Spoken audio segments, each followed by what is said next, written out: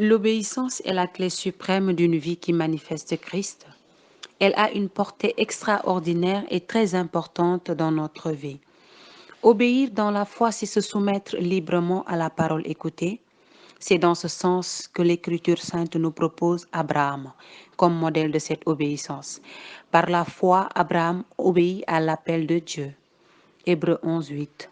L'obéissance de l'évangile de la foi n'est pas un écrasement de la liberté de la personne, mais plutôt une réponse d'amour à la volonté de Dieu.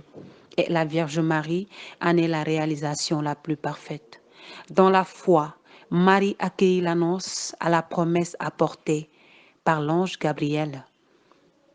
Notre obéissance doit se situer à l'appel que nous avons reçu du Père dans la liberté des enfants de Dieu.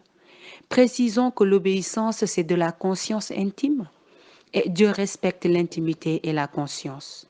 En effet, le devoir d'obéissance imposé à tous de rendre à l'autorité les honneurs qui lui sont dus et d'entourer de respect, selon leur mérite, de gratitude et de bienveillance, les personnes qui en exercent la charge.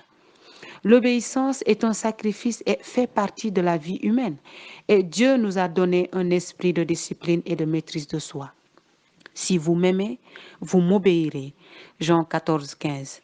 Ne vous contentez pas de l'aimer bien-aimé, mais tombez amoureux. Un des moyens de libérer la puissance de Dieu dans nos vies, c'est de faire ses pas d'obéissance et d'être fidèle, de faire ce qu'il nous demande. Tout fils qu'il était, il apprit par ses souffrances l'obéissance et conduit jusqu'à son propre accomplissement. Il devint, pour tous ceux qui lui obéissent, cause de salut éternel. Hébreux 5, 8, 9. Retenons que l'obéissance trouve son fondement dans la Bible. Le premier péché est arrivé à cause d'une désobéissance d'Adam et Ève. Et Saint Paul dit dans Romains 5, 19, à cause de la désobéissance d'un seul, le monde est tombé dans le péché, mais grâce à l'obéissance d'un seul, tous les hommes sont sauvés. L'obéissance a toujours été un point de combat depuis les origines et jusqu'à la fin des temps.